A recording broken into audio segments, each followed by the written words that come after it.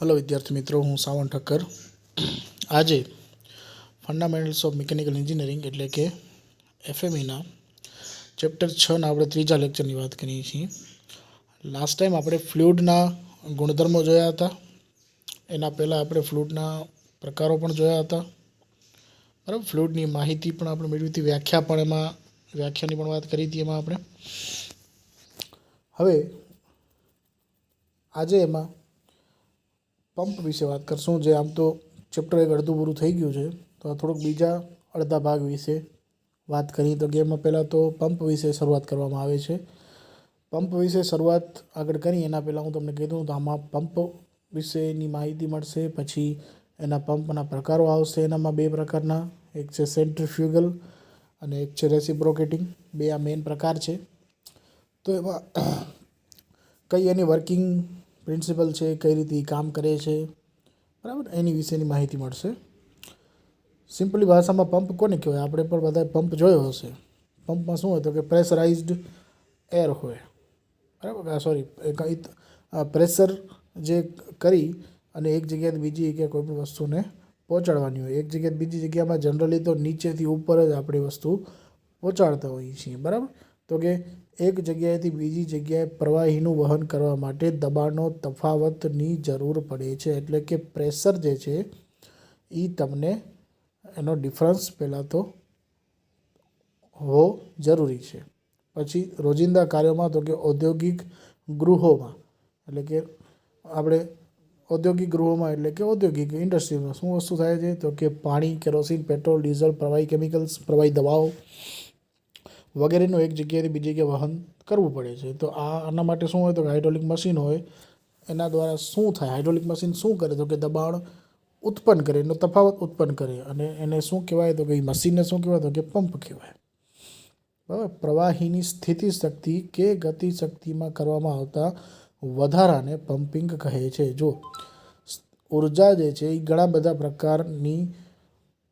પ્રકારે સમાયેલી હોય છે કોઈ પણ વસ્તુઓમાં, બરાબર। કાં તો સ્થિતિશક્તિમાં હોય, સ્થિતિ ઉર્જામાં હોય, કાં તો પછી એની ગતિ ઉર્જામાં હોય।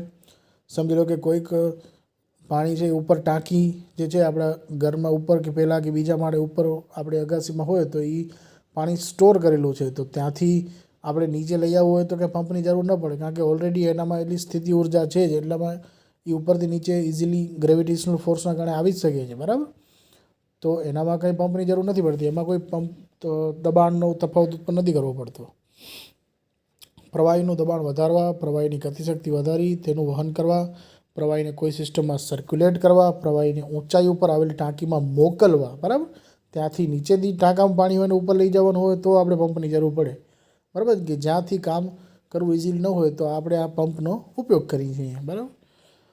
વગેરે કાર્યોમાં પંપનો ઉપયોગ કરવામાં આવે છે, બરાબર। આ તો થઈ પંપની ખાલી દેશી ભાષામાં માહિતી મળી, તો બધાને ખ્યાલ હોઈ શકે જ છે।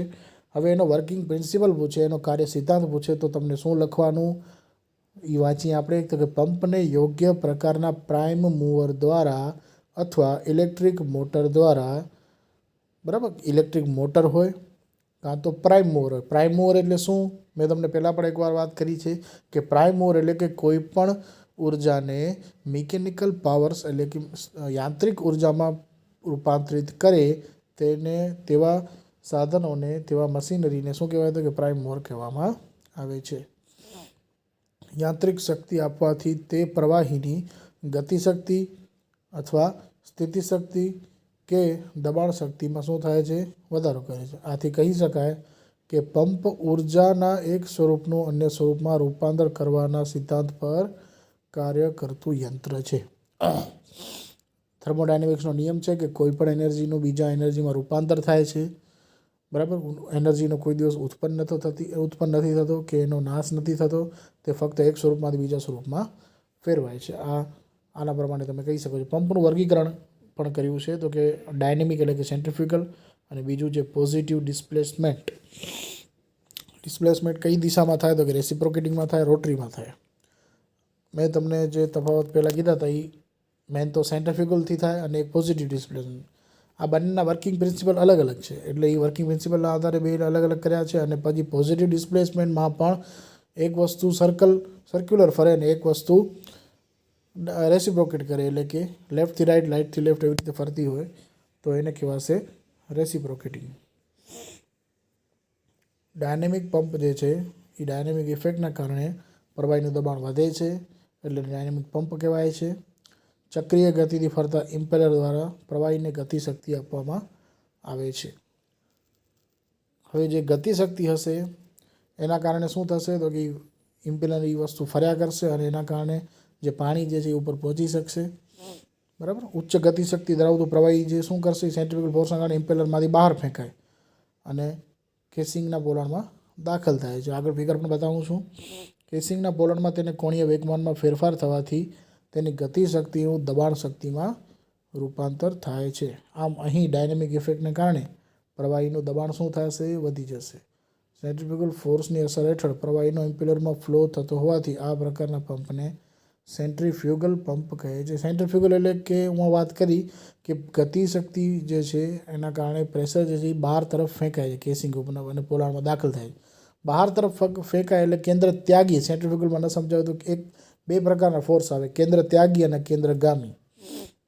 એક ફિગરથી જરાક સમજાવું છું. સમજી લો કે આમાં વસ્તુ ફર્યા કરે તો આ શું થાય છે કે જરાક એવું છટકશે અહીંયાથી એ વસ્તુ બહાર જશે. અને એક વસ્તુ એવી હોય કે અંદર તરફ વસ્તુ આપણે કહીએ ને ઓલો પાણીમાં જે વસ્તુ થતી હોય, વમાડ ઉત્પન્ન થતા હોય તો એ વસ્તુ ક્યાં છે, અંદર જતા આવે. અને આ શું કહેવા માગે છે તો કે આ તમે સમજી લો કે એક પથ્થરો તમે બાંધેલો છે. તમે એક પથરાને દોરીથી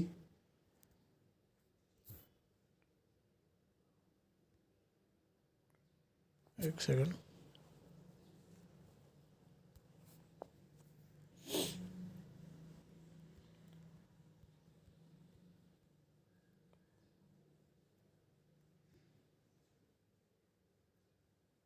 તમે એક પથરાને દોરીથી સમજી લો કે બાંધી લ્યો છો તો શું થશે એના કારણે, અને સતત એને તમે હાથથી ફરાવો છો તો એ પથ્થરો કઈ બાજુ મૂવમેન્ટ કરશે, અંદર બાજુ જશે કે બહાર તરફ જ ફેંકાશે, બહાર તરફ જ ફેંકાશે. તો એ એક પ્રકારનું કયું બળ કહેવાય, એનામાં કઈ દિશામાં ડાયરેક્શનમાં એની આમ સતત ફેરાયા કરતા હો તો એ જ્યારે છટકશે એનામાંથી તો બહાર તરફ જશે એટલે કેન્દ્ર ત્યાગી થયું. બરાબર. ચલો હવે આગળ વાત કરીએ પોઝિટિવ ડિસ્પ્લેસમેન્ટ પંપ. આની વ્યાખ્યા ખાસ યાદ રાખવી જરૂરી છે. પોઝિટિવ ડિસ્પ્લેસમેન્ટ એટલે શું? ડિસ્પ્લેસમેન્ટ એટલે કે એ બાજુ મૂવમેન્ટ પોઝિટિવ ડાયરેક્શનમાં જ એ વસ્તુમાં થાય, એટલે કે કાંઈક ને કાંઈક એમાં જગ્યામાં ઘટાડો વધારો, એ રીતે એમાં કદમાં જે ઘટાડો વધારો થતો હોય. બરાબર. આ પ્રકારના પંપમાં બંધ જગ્યામાં એટલે કે વોલ્યુમ જે છે એનું કંટ્રોલ વોલ્યુમ હશે, બંધ જગ્યા પરફેક્ટની હશે. રહેલા પ્રવાહીનું કદ ઘટાડીને તેમાં દબાણમાં વધારો કરી શકે. કોઈ પણ તમે વોલ્યુમ ફિક્સ રાખી દો અને પછી એમાં તમે કદ જો એનું વોલ્યુમ હોય એને ઘટાડી નાખો તો એનું પ્રેશર શું થશે, વધી જશે. બીજા શબ્દોમાં તો કે અદાબનીયતાનો ગુણધર્મ ધરાવતા પ્રવાહી સ્વરૂપની સિસ્ટમનું કદ ઘટાડવાથી તેનું દબાણ શું થશે, વધી જશે. હવે એમાં રેસિપ્રોકેટિંગ છે અને એમાં રોટરી પંપ છે. આ પ્રકારના પંપમાં પિસ્ટન સિલિન્ડર એરેન્જમેન્ટ જે છે આપણી એ એકદમ બેસ્ટ એક્ઝામ્પલ છે રેસિપ્રોકેટિંગ, બરાબર, પંપ માટેનું. કે એનામાં તમે કદ ઘટાડો છો એટલે પ્રેશર વધારો છો. રોટરી પંપમાં શું થશે તો કે એના ચક્રીય ગતિથી ફરતા ભાગો દ્વારા પ્રવાહીનું કદ ઘટાડી દબાણમાં શું થશે, વધારો થશે. ફિગર ખાસ સમજવી જરૂરી છે અને આ ફિગરમાં તમે શું ભૂલ કરશો એ પણ હું તમને સમજાવી દઈશ. જુઓ સેન્ટ્રીફ્યુગલ પંપ તો કે સૌથી પહેલાં અહીંયાથી એ વસ્તુ ક્યાં લઈ જશો, આ વસ્તુ અહીંયા જશે અને તમે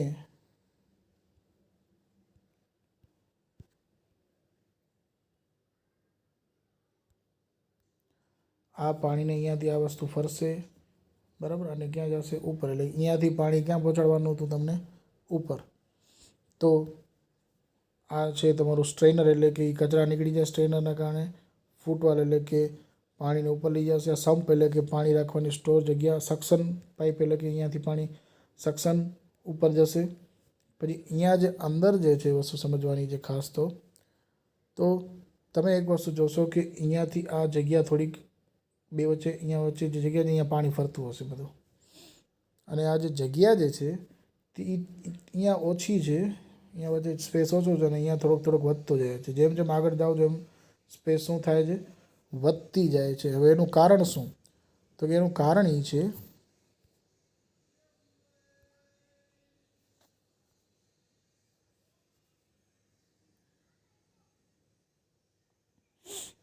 હા, એનું કારણ એ છે કે સતત જેમ જેમ તમે અહીંયાથી એરિયા ઓછો કરો છો, એનો મતલબ શું છે કે એરિયા ઓછો કરો છો એટલે કે તમે વોલ્યુમ ઘટાડો છો એટલે પ્રેશર શું થશે, ઇન્ક્રીઝ થશે. એટલે પ્રેશર ઇન્ક્રીઝ થશે એનો મતલબ કે એ એકદમ જોરથી અહીંયાથી પ્રેશરાઇઝ થઈને બારે ફેંકાશે. બરાબર, બારે ફેંકાશે એટલે તમને પંપ જે છે એ ઉપર જે છે એ ચડવાનું છે એ વ્યવસ્થિત ચડી જશે. પંપનું કાર્ય શું છે, પ્રેશરનો તફાવત તમને પ્રોડ્યુસ કરવો તો એના કારણે તમે શું કર્યું હતું કે કદમાં તમે વેરિએશન કર્યું. બરાબર, જો બ્લેડ છે એમાં ઇમ્પેલર કોને કહેવાય તો કે સતત જે વસ્તુ ફર્યા કરતી હોય છે, જે એમાં બ્લેડ આપેલી છે એની કેસિંગ, એટલે કે જે એને આખું સિસ્ટમ એને ક્યાં રાખવી અને ક્યાં આખી એને કેજ સિસ્ટમ જે આખી એની, બરાબર, બ્લેડ ટીપ છે એની, તો કે ત્યાં કની વસ્તુ એને માઉન્ટ કરી છે. પછી બ્લેડ રૂટ, એ બ્લેડ જે છે એ ક્યાં બધી જેના પરથી એને ડેવલપ કરવામાં આવી છે આગળ એ વસ્તુ છે. ડ્રાઇવિંગ શાફ્ટ એટલે કે જ્યાંથી વસ્તુનો પાવર પ્રોડ્યુસ થાય છે. પ્રાઇમિંગ કપ, પ્રાઇમિંગ કરવું એટલે કે કોઈ પણ આપણે સમજી લો કે ક્યારેક મોટરમાં આપણે એવું થતું હોય પ્રાઇમિંગ કરીએ. પ્રાઇમિંગનો મતલબ શું કે પહેલાં તમે એર કાઢી નાખો બધી એને, બરાબર, તો એ પ્રાઇમિંગ માટેની વસ્તુ છે બધી. ક્યારેક પણ એર રહી જાય તો એ વસ્તુ પ્રોબ્લેમ થતું હોય છે. ઇમ્પેલર આઈ, ઇમ્પેલરની આમ તો મધ્ય બિંદુ એનું એક પ્રકારનું કેન્દ્ર એનું ઇમ્પેલર આઈ કહેવાય છે એને, બરાબર. પછી જે આગળ ડિલિવરી પાઇપ અને ત્યાંથી લિક્વિડ જે ફ્લો બહાર થશે. પછી લાસ્ટમાં જે સેન્ટ્રીફ્યુગલ પંપના ફાયદા, તો કે આમાં સીધું જોડાણ હોવાથી ટ્રાન્સમિશન લોસ થતો નથી. બાકી એક જગ્યાએ બીજી જગ્યાએ લઈ જવામાં જ જે પાણી જે છે એ પહોંચી ન શકતું હોય, ત્યાં ઓછું થઈ જતું હોય, પ્રેશરનો લોસ થતો હોય, બરાબર. પ્રેશર તમે ડિફરન્સ તો પ્રોડ્યુસ કરો પણ ત્યાં સુધી પોતે પછી પ્રેશર ન રહે તો કંઈ મતલબ નથી એનો. નાની સાઇઝના હોવાથી જગ્યા ઓછા રોકે છે, વજનના ઓછા હોય છે, પ્રાથમિક ખર્ચ ઓછું હોય છે. ખાસ મુદ્દો એ છે બેરિંગના ઘસારા સિવાય કોઈ પણ એમાં લોસ થતો નથી. ઓપરેશનલ અને મેન્ટેનન્સ ખર્ચ પણ ઓછું છે. વાઇબ્રેશન પણ, હવે કોમ્પોનન્ટ્સ જો ઓછા છે તો વાઇબ્રેશન પણ કેવું હોય, ઓછું છે. કમ્પોનન્ટ ઓછા હોય તો ભાવ પણ કેવો હોય, ઓછો હોય. ખર્ચો પણ ઓછો હોય, બરાબર. એટલે બધી વસ્તુ સારી, ખર્ચો ઓછો હોય. એટલે નીચા હેડ પર વધુ જથ્થામાં પ્રવાહી ડિસ્ચાર્જ આપે છે. વાલ્વ વધેથી ન હોવાથી ઓપરેટિંગ મુશ્કેલી સર્જાતી નથી. વાલ પણ નથી તો એને કોઈ મેન્ટેનન્સ, આપણે ખર્ચ પણ ઓછાની વાત કરી પણ હવે વાલ્વ જ ઓછું હોય તો એને મેન્ટેનન્સ પણ વસ્તુ જ ઓછી તો મેન્ટેનન્સ પણ નથી લાગવાનું. અને ઓપરેશન અને ઓપરેટિંગ સિસ્ટમ પણ આપણે સમજવાની જરૂર નથી વધારે. અચળ ઝડપે શૂન્યથી મહત્તમ વચ્ચેની રેન્જમાં કોઈપણ જથ્થામાં પ્રવાહીનો ડિસ્ચાર્જ આપવામાં સક્ષમ છે. એટલે કે કોઈ પણ તમને પ્રેશર જોઈતું હોય તો એને ઇઝીલી રેગ્યુલેટ તમે કરી શકો છો. ચલો, રેસિપ્રોકેટિંગ પંપ. પિસ્ટન સિલિન્ડર એસેમ્બલીમાં રેસિપ્રોકેટિંગ ગતિથી ફરતા પિસ્ટનનો બંધ સિલિન્ડરની બંધ જગ્યાનું કદ બદલાય છે. આ બંધ જગ્યામાં રહેવાથી પ્રવાહીનું કદ ઘટવાથી દબાણમાં શું થશે, વધારો થશે. પિસ્ટનની ગતિને કારણે જેટલું કદ ઘટે છે તેટલા કદનું પ્રવાહી ડિસ્ચાર્જ પાઇપ તરફ ઉચ્ચ દબાણ એટલે કે આગળ વધે છે, બરાબર. સિંગલ એક્ટિંગ આવે ને ડબલ એક્ટિંગ આવશે. આ જે તમને દેખાય છે તો કે આ નીચે જે છે એ સમ્પ લેવલ છે, ત્યાંથી ઉપર તરફ સક્શન પાઇપ જાય છે. વચ્ચે પંપ દેખાડેલો આખો પિસ્ટન સિલિન્ડર એરેન્જમેન્ટ છે, બરાબર. પિસ્ટન સિલિન્ડર એરેન્જમેન્ટ તમને આપેલી છે આખી.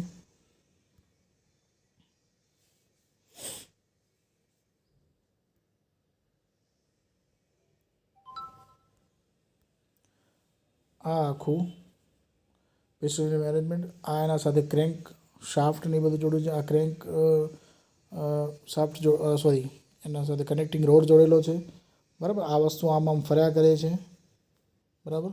તો આ વસ્તુના કારણે આ વસ્તુ જો ફર્યા કરે છે તો એનાથી શું ફાયદો, આ વસ્તુ આમ સતત રોટરી મોશન ફર્યા કરે છે તો એના કારણે આ જે છે આમ ઉપર નીચે આવી રીતે ફર્યા કરશે, બરાબર. આ પહેલાં ઉપર આમ જશે તો પછી આમ જશે. તો એનો મતલબ શું કે આ ડિસ્પ્લેસમેન્ટ જે છે એ કેટલું છે, ફિક્સ છે. આને સ્ટ્રોક લેન્થ કહેવાય, આપણે આઈસી એન્જિનમાં પણ ભણ્યા હતા. તો આ કદમાં શું કરે છે, સમજી લો કે આ કદમાં આમ વધારો કરે છે અને આમ કદમાં ઘટાડો કરે છે. એના કારણે શું થશે તો કે પ્રેશર જે છે એ પ્રોડ્યુસ થયા કરશે, બરાબર. ક્યારેક પ્રેશર ઘટશે, ક્યારેક પ્રેશર વધશે.